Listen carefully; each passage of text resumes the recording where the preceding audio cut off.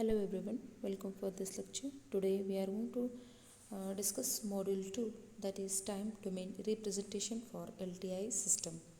The heading itself indicates that we are going to express, that is time domain representation, okay, for LTI systems. The systems, those are LTI systems, or we are going to represent in terms of time domain. Okay, remember now. So what is this LTI systems? In previous module we have studied properties of systems. Okay, so among that one was the linear property, another one was time invariant properties. Okay, so suppose any systems which exhibits or the systems which satisfy linearity and time invariance are called as linear time invariant systems. So in short, these are called as LTI, that is linear time invariant systems. LTI systems. Okay, why we have to express this one in terms of time? Because these two signals, suppose if you get two signals, okay, in terms of is a function of t, then to describe one in other form can be done very easily. Okay, so we can see, we will describe the different time domains representation for LTI systems, that is the representation that relate the output signal to the input signal when both the signals are represented as a function of time. Okay, this can be primarily why we have chosen this LTI system, because these exhibit superposition property. Okay, so now there are, we can see, if we can represent the input to an LTI systems in terms of a linear combination of a set of basic signals, then we can find the output of the systems in terms of the responses to the basic signals. Okay, so that's what we are going to use this LTI systems to represent, to analyze. It is very easy for the analysis purpose. Okay, there are many methods. Okay, there are different methods for representation on LTI systems in a time domain representation. Okay, among this we are going to study few of them, means three of them. Those are in terms of, that is LTI systems we are going to represent in terms of impulse response, first one, and the second one we are going to represent in terms of equations, that is by difference and differential equations, and third one we are going to represent this by block diagram representation. Remember, when we say this one in terms of impulse response, remember for both continuous signal as well as for a discrete signal we are going to represent. Okay, in terms of impulse response, or it might be equations. That's what, if it is discrete, then it will be as a difference equations. If it is x of t, that is continuous signal, then those signals can be expressed as differential equations. And third one is block diagram representations for both. Okay, so now we'll see one by one. Let's say first one, the time LTI systems represented by impulse responses. Let's represent this. That is the representation for continuous time LTI systems in terms of impulse response. So while representing this one, consider any arbitrary continuous time signal, that is x of t, can be expressed as weighted superposition of a time shifted impulse as like this. That is x of t is equal to integration of minus infinity to plus infinity x of tau into delta of t minus tau into d tau. That can be, now we can consider a LTI system, that is x of t is the input, y of t is the output, t is the operator, where you can define all those things, where x of t is the input of the system, y of t is the output of the system, and t is the system operator. Okay, now we have y of t is equal to, from this block diagram you can write, that is y of t equal to x of t, that is t of t, t into x of t. Okay, this you can write from that block diagram. So we have a equation 1, Okay, we have equation 1, which is x of t input signal is expressed in terms of this is a linear time invariant system. So minus infinity to plus infinity, this is signal can be substituted in second equation, that is t of x of t. By substituting this, you get y of t equal to t into minus infinity to plus infinity x of tau into delta of t minus tau. Okay, so using linear property, linear property, that equation can be written as that was t was outside, so take that t inside, x of tau into t into delta of t minus tau.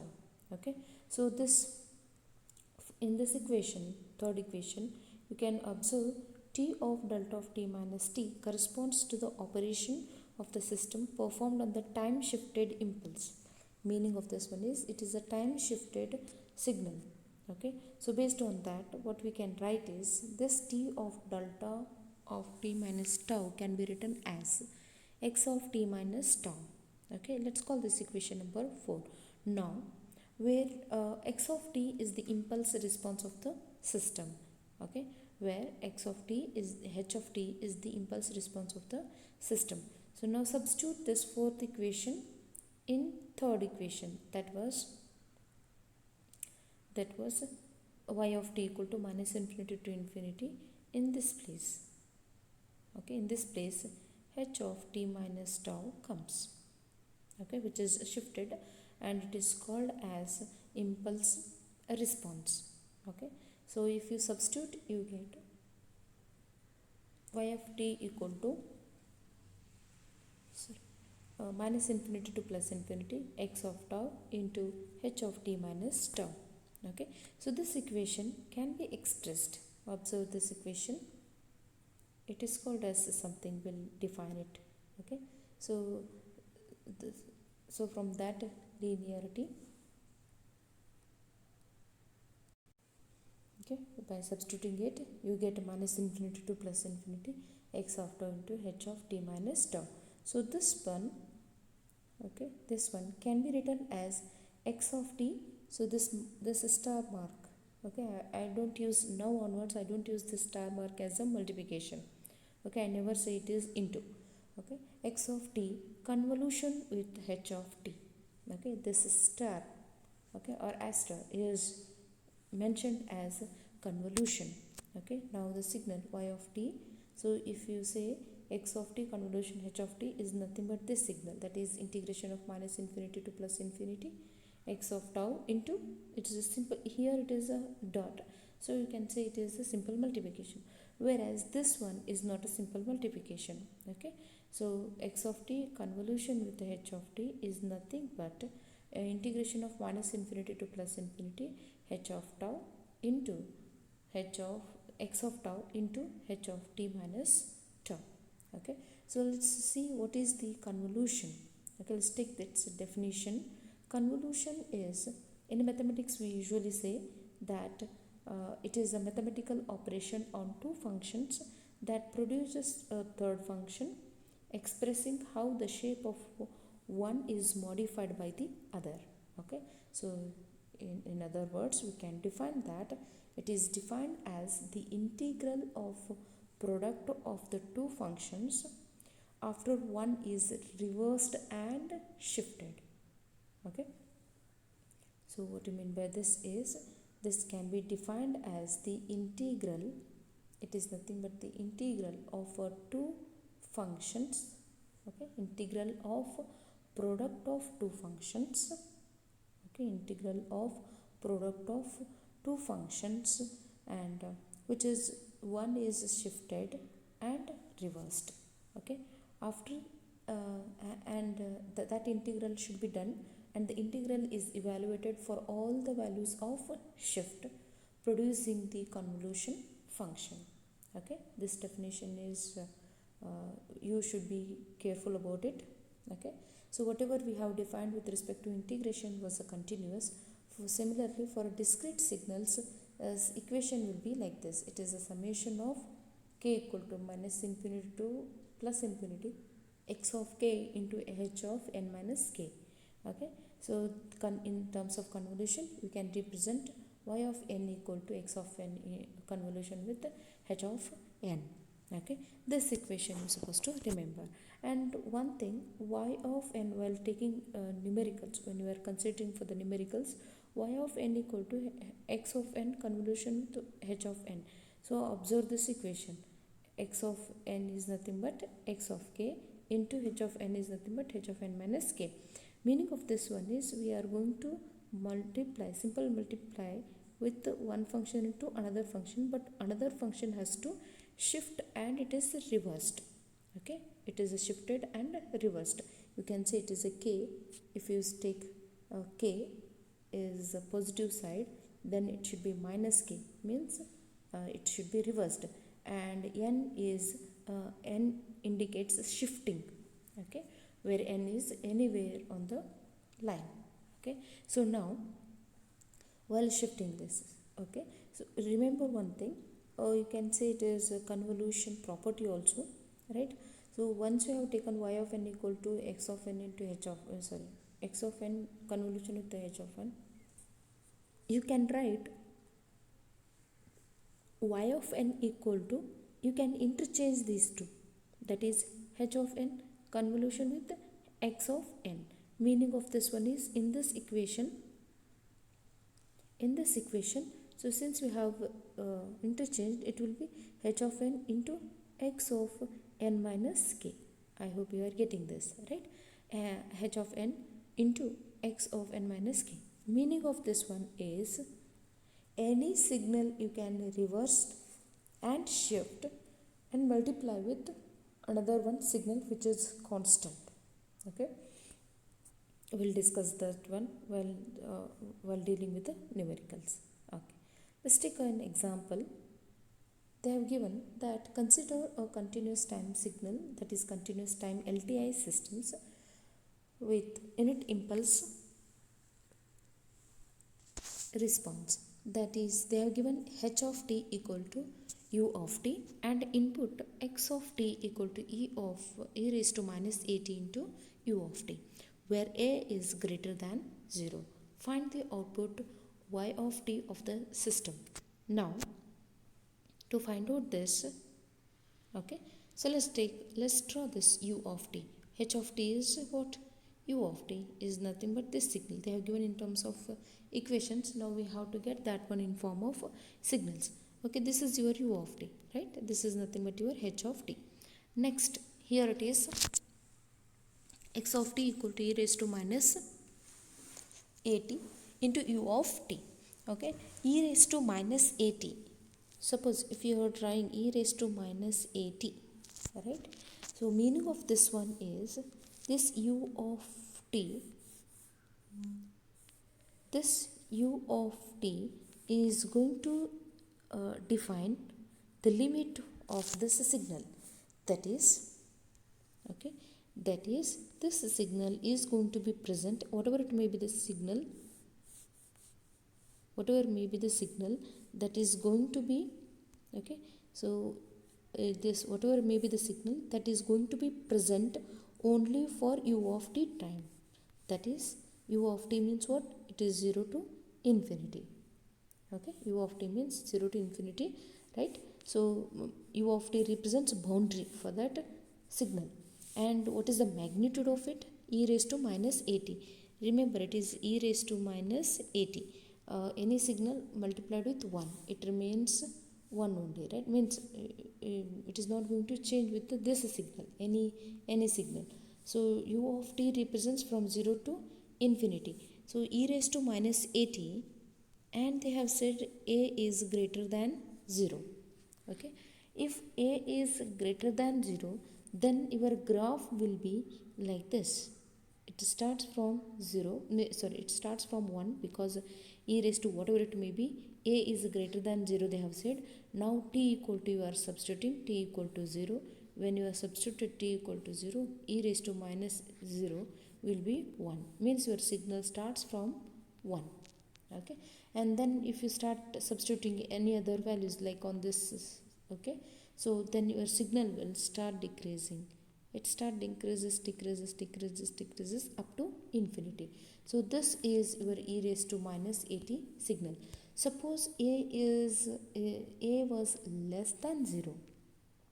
Okay, suppose a is less than 0, then what about your signal at your e raised to minus at, and uh, a was less than 0 into u of t, then u of t represents boundary for this 0 to infinity, only your signal will be present, and that time your signal will start again from 1, because it is substitute t equal to 0, then it will be e raised to 0 gives us 1 magnitude. And then if a is less than 0, then your signal will be start increasing like this. Okay, you be careful and draw the signals. Okay, so we have got this signal and this signal. Now what we have to do, we have the equations.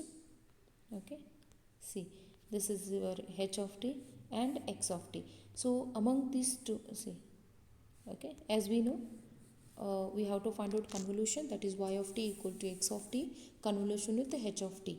Okay, x of t they have given e raised to minus at into u of t, and h of t is u of t, and we know the formula of this convolution is nothing but minus infinity to plus infinity x of tau into h of t minus tau, means any one signal among this has to be shifted and reversed.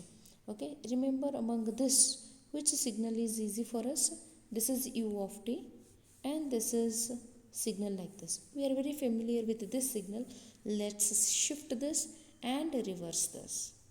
Okay, so now since we have got both the signals, that is, this is your x of t signal and this is your h of t signal.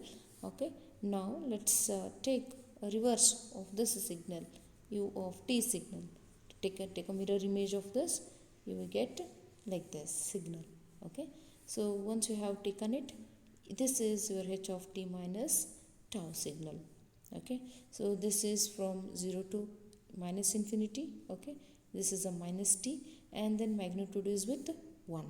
Okay, now what we have to do is, what you can do is consider this signal. Okay, this is x of t, which you are keeping x of tau.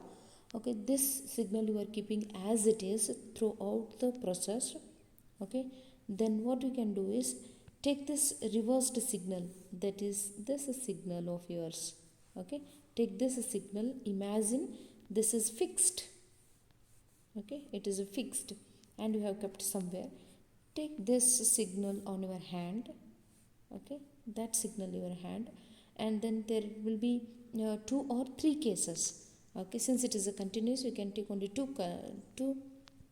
conditions. One is, let's take when t is less than 0. When you say t is less than 0, t is less than 0 means t should be minus, means less than 0, this side. Okay, let's keep this signal there around minus 0.99 or minus 0.001, somewhere here. Okay, you can place, right? Or else I'll write here same signal, means the same vertical lines I will be taking. So now where I need to place there, less than t less than 0. So suppose here I'll take, this is our signal, it is u of t, that is h of t minus tau signal. This is your x of tau signal, which is constant. I have placed here. So your signal is present from 0 to this side, right? And this second signal is present before 0. Then when you multiply these two signals, that is x of tau and h of t minus tau, what you get y of t as 0, because nothing is there here. Okay, 0 into this signal, you have a second signal here, but 0 into this signal will be 0, and at the second part, that is right hand side part, you have a first signal present, but the second signal is 0. When you multiply those two, you get a 0. So that if you do, you get I have placed somewhere here. So when you multiply those two signal, you get a 0. Suppose, let's take a second condition, that is when t is greater than or equal to 0. Okay, let's say suppose up to 1.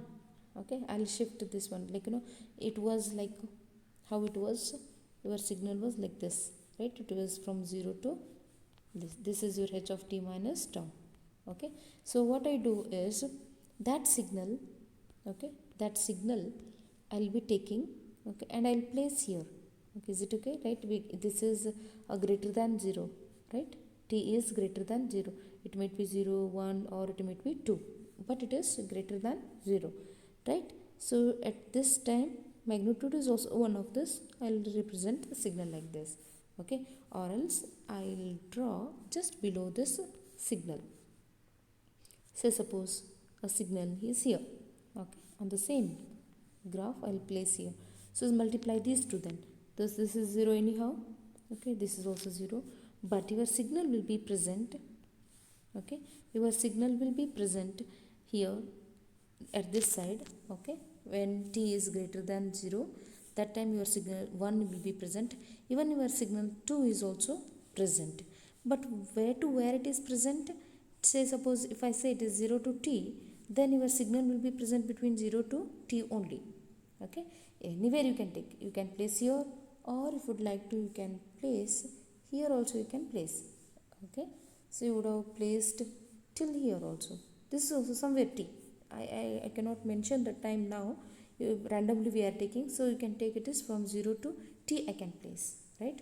So till that this signal is also present, okay, till that time it is also present, this signal, and this signal is also present between 0 to t, okay. So only multiplication will happen between 0 to t seconds, because after this signal is present but this signal is 0, right. So what I can do is your third, sorry, at this is condition, I can write y of t is can possible that x of t into h of t minus tau can be taken, only that x of t, that is multiplication, can possible between 0 to t, that is from 0 to t. What is the x of tau you take, h of t minus tau is also you take. So this you have to observe from where to where multiplication is possible. So multiply, that is between 0 to t it is possible, and e raised to minus a tau, okay, into h of, see, x of tau is what, it is e raised to minus a tau into u of tau is what, 1, okay. Then what is the h of t minus tau is nothing but u of t, okay. Whatever it may be, you would have reversed it or you would have kept the same, but its magnitude is 1. So h of x of tau is e raised to minus at, and remember its u of t is defining its direction, means how it is limit, okay. To define a limit we have taken that u of t, right. X of t is nothing but e raised to minus a tau. And what about the magnitude of h of t minus tau? What is its magnitude? Its magnitude is 1, okay. H of t minus tau magnitude is 1. So multiply these two and integrate it. Integration this function with respect to tau, e raised to a tau into 1, okay, it's nothing but e raised to minus a tau. Integrate it. Integration of e raised to x with respect to x is e raised to x divided by 1. Similarly, or ax if you have, or it will be e raised to ax divided by a. So similarly, e raised to minus at a tau divided by minus a. Substitute 0 to t limit, upper limit minus lower limit. Let's put a first upper limit, e raised to minus a as it is. In place of tau you have to replace with t, divided by minus a, minus of lower limit, e raised to minus a tau. Tau is 0, so e raised to 0 divided by minus a. Simplify this, okay. This equation you have, what you get is minus a can be written as minus of e raised to minus at divided by a.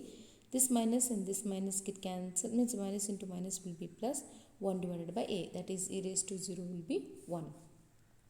Simplify this, that is e raised to 1 by a, I will write first 1 by a, this minus sign, e raised to minus at divided by a. Just simplify, that is a is a common term, take that a as a common term, you can write 1 minus e raised to minus at is your output equation, that is y of t.